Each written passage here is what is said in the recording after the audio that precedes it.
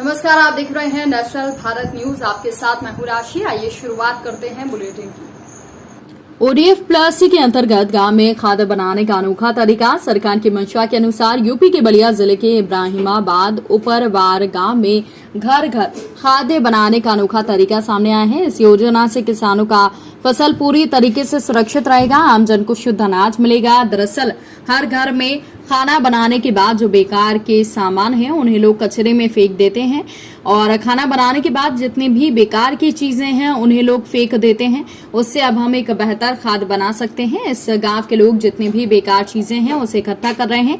इस गांव के हर घर के सामने 2 8 इंची का पाइप घर के सामने आधा फीट जमीन के नीचे गाड़ कर उसमें घर के सभी खाने पीने वाले बेकार सामग्री डाल रहे हैं और इससे खाद तैयार हो रहा है। देखिए ये रिपोर्ट। हमारे घर का छोटा मोटा कचरा है, जैसे कि सब्जी का छिलका, फलों का छिलका, तो वो पहले हम लोग कचरे में फेंकते थे। अब हमारे घर के पास बन गया है कूड़ा फेंकने वाला, तो उसी में हम लोग डालते हैं। तो क्या बना है? ये बना है कि इसमें डालने पर कुछ दिन बाद खाद बन जाएगा, इसलिए हम लोग इसमें डालते हैं कि खाद तैयार हो। इससे आप ODA+2 ये मिशन चल रहा है, जो सरकार का मिशन है। जैसे कि पहले ODA+ जो चला था स्वच्छ भारत के मिशन के तहत, जो कि ODA+ फर्स्ट और ये ODA+ सेकंड है।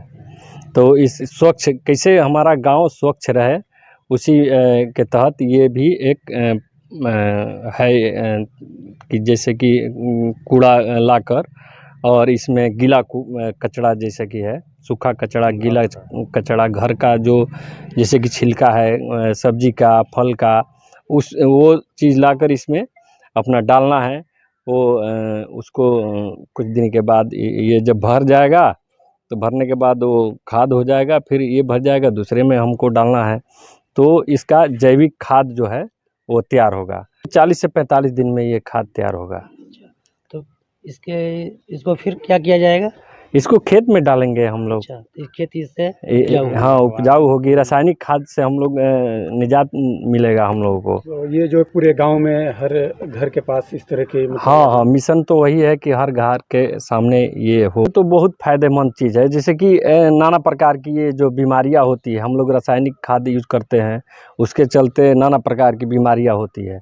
और ये जो जैविक खाद है जो तैयार होगा, उससे हम लोग को जो उपजाऊ ज़मीन भी होगा, फसल भी मेरा उपजाऊ होगा, और ये जो रोग जो होता है उसमें कमियां आएगी।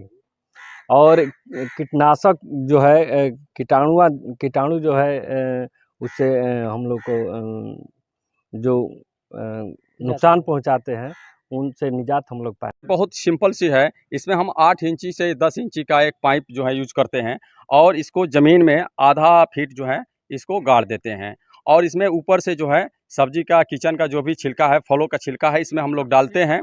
और जब ये भर जाता है तो हम इसको ढक देते हैं और दूसरा में हम लोग डालना शुरू करते हैं। तब तक ये जब 45 दिन के बाद ये जो है बहुत ही बेहतरीन खाद बन जाता है। इस पाइप को निकालते हैं और उस खाद को ले जाकर खेतों में हम लोग डालते हैं।